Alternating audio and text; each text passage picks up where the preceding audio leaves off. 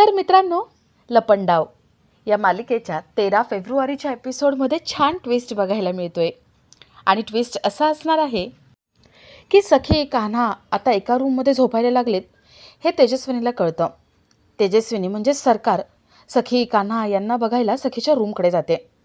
तिला कान्हा दिसत नाही. तिला वाटतं की कान्हा त्याच्या रूममध्ये परत झोपायला गेला का काय.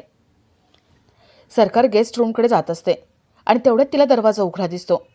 तिला वाटतं की कान्हा बाहेर गेला असेल. तिला डाऊट येतो की आत्ता या वेळेला कान्हा गेला तरी कुठे असेल. ती घराबाहेर येते. इथे घराबाहेर किरण कान्हा दोघंही व्हिडिओ कॉलवर आजींशी बोलत असतात. कान्हा आजींना ऑफिसमधल्या सगळ्या अपडेट्स देत असतो. आणि तेवढ्यात तिथे सरकार येते. सरकारला बघून कान्हा किरण घाबरतात आणि लॅपटॉप बंद करतात. सरकार विचारते, काय चाललं होतं तुमच्या दोघांचं इथे? लॅपटॉप चालू करा. उघडा, मला बघायचंय. कान्हा किरण जराशी घाबरतात. पण कान्हाला माहिती असतं की आजी सगळं सावरून घेईल. आजी नक्कीच काहीतरी करेल. आता सरकारला अधूनमधून तर डाऊट येतोय कान्हाचा. पण कान्हा सरकारचा हा डाऊट विश्वासामध्ये बदलून सरकारला कसं उद्ध्वस्त करतोय हे बघण्यासारखं असेल. तर या सगळ्याची सुरुवात कशी होते ती थोडक्यात पाहू. तर मालिकेत आपल्याला असं बघायला मिळतंय की सखी कान्हाला राघवचे कपडे देते आणि त्याला घालायला सांगते. कान्हाला एक सूट आवडतो. कान्हा म्हणतो, मला हा सूट आवडला आहे, मी आत्ता घेऊन जातो. सखी म्हणते, नाही नाही, आत्ता न्यायचं नाही आहेस तू जर आत्ता घेऊन गेलास ना तर चुरगळून टाकशील. तू उद्या सकाळी ये आणि उद्या सकाळी घेऊन जा. कान्हाच्या डोळ्यात पाणी येतं. कान्हा म्हणतो, थँक्यू सो मच. तुम्ही आज तुमच्या बाबांचे कपडे मला ऑफर केलेत. सखी मॅडम, मला लहानपणी वाटायचं की बाबांचे कपडे घालावे, चपला घालावेत. या सगळ्या गोष्टी एका मुलासाठी खूप स्पेशल असतात. पण माझ्या बाबतीत ते घडलंच नाही. वेळ येण्याआधीच काळ येऊन गेला आणि माझ्या बाबांना घेऊन गेला. बाबांचे कपडे गेले, माझं बालपण गेलं.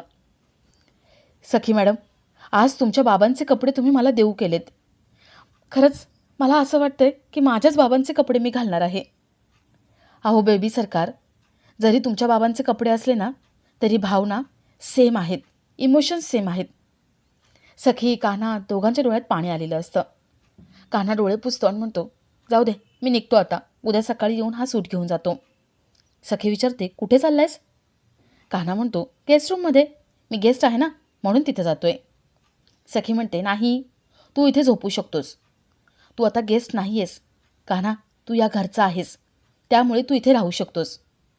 कान्हा म्हणतो, सखी मॅडम, तुम्ही जे आत्ता बोलताय ते विचार करून बोलताय ना? म्हणजे आजपासून ही रूम आपल्या दोघांची? सखी म्हणते, हो, आपल्या दोघांची रूम आता ही. पण असं का विचारतोयस तू? कान्हा म्हणतो, नाही, तुम्ही आत्ता एक बोलाल, रात्री म्हणाल ही रूम तुझी आणि मी सकाळी डोळे उघडल्यावरती गेस्ट रूममध्ये असायचो. तुम्ही मला हकलून लावाल ना? सखी म्हणते, अजिबात नाही, मी शब्दाची पक्की आहे. एकदा मान्यता दिली की ती कायमची असते. जा, कपडे घेऊन ये. कान्हा खूप खुश होतो आणि आपल्या रूममध्ये कपडे आणायला जातो. कान्हा रूममध्ये येतो आणि डान्स करत असतो. तो नाचता नाचता बॅग पॅक करायला घेतो आणि कपाट उघडतो. कपाटातले कपडे काढतो आणि त्याला मॅप दिसतो. कान्हाला सगळं आठवतं. सगळा भूतकाळ आठवतो.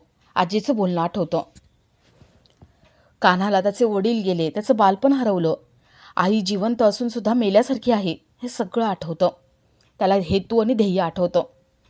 कान्हा मनात म्हणतो, नाही, कान्हा होत असताना कबीरला विसरून चालणार नाही.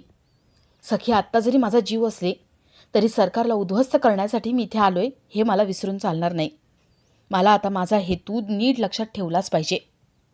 कान्हा बॅकपॅक करतो आणि तिथून निघतो. तर थोड्या वेळाने कान्हा सखीच्या रूममध्ये येतो. सखी त्याला सगळे नियम समजावून सांगते. या रूममध्ये हायजीन कसं पाळायचं, स्वच्छता असली पाहिजे, बेडवर टॉवेल टाकायचा नाही, इयरबडनेच कान खाजवायचे, सकाळी ब्रश करत असताना खोलीभर फिरायचं नाही, असे सगळे नियम त्याला समजावून सांगते. कान्हा म्हणतो, आता ही बॅगेतले कपडे ठेवायचे तरी कुठे? सखी कान्हाच्या कपड्यांसाठी कपाटात जागा करून देते आणि दोघं प्रेमाने एकमेकांच्या साथीने कपाटामध्ये कपडे लावतात. कान्हा विचारतो, सखी मॅडम, आता झोपायचं कुठे? कसं झोपायचं? सखी म्हणते, अरे बापरे, हा विचार तर मी केलाच नव्हता. आता काय करायचं?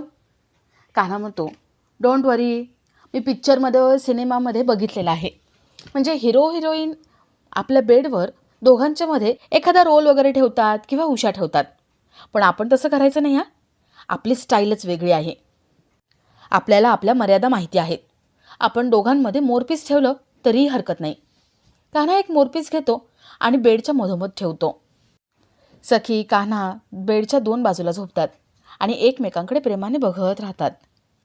तर दुसऱ्या दिवशी सखी खूप एक्सायटेड असते. कान्हाचा आज ऑफिसमधला पहिला दिवस आहे म्हणून सखी त्याच्यासाठी स्पेशल स्वतःच्या हाताने डबा बनवते आणि तो पॅकसुद्धा करते.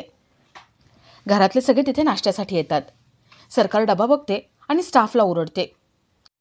सरकारलाही पटलेलं नसतं. तिला वाटत असतं की स्टाफने तिच्या ब्रेकफास्ट आधी हा डबा तयार केला आहे म्हणून ती ओरडत असते. सखी म्हणते, सरकार हा डबा मी माझ्या नवऱ्यासाठी कान्हासाठी बनवला आहे आणि मी स्वतः बनवला आहे. सरकार गप्प होऊन जाते.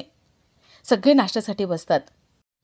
सरकार मनात म्हणते, कर कर ग, डबे कर, जेवायला घाल, हवे तेवढे लाड कर त्या कान्हाचे. प्रेमात पार वेडी होऊन जा आणि त्यानंतर मला हवं ते मिळेल. तेवढ्यात तिथे कान्हा येतो.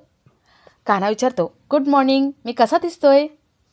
मीनाक्षी म्हणते, नशीब काढले सखीसोबत लग्न करून. कान्हा म्हणतो, नशीब काढलंय आणि फळफळलंय सुद्धा, आणि तेही सरकारांमुळे.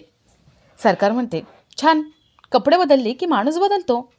नशीब ड्रायव्हर दिसत नाही आहेस तू आज. कान्हा म्हणतो, अहो सरकार, मला ही संधी मिळाली ना, ही फक्त तुमच्यामुळे, चांगले कपडे घालण्याची आणि चांगल्या कंपनीत काम करण्याची. सखी सरकारला विचारते, सरकार तुम्हाला आठवतं आहे का हा सूट कसला आहे, कोणाचा आहे, कधी घेतला आहे? सरकार म्हणते, माझा काय संबंध? म्हणजे आता कोण कपडे कुठून घेतं आहे हे सुद्धा मी बघायचं का? सखी म्हणते, सरकार जुने नाही आहेत, नीट आठवा जरा, कोणाचे तरी आहेत कपडे, ओळखीतले आहेत. गौतम मनात म्हणतो, चला, सखीने हिला बरोबर कात्रीत पकडलं. ही खोटी तेजस्विनी, हिला काय माहिती आहे हे राघवचे कपडे आहेत ते. सरकार म्हणते, नाही, मला नाही आठवते आणि कोडी सोडवणे इतका टाईम नाही आहे माझ्याकडे. गौतम म्हणतो, सरकार हे राघव दादाचे कपडे आहेत. सरकारला एकदम भीती वाटते. तिला वाटतं की सखीला आपल्याबद्दल काही कळणार तर नाही ना, आपण खरी तेजस्विनी नाही हे कळणार तर नाही ना. ती सखीकडे घाबरून बघत असते आणि आपला आजचा हा भाग इथेच संपतो.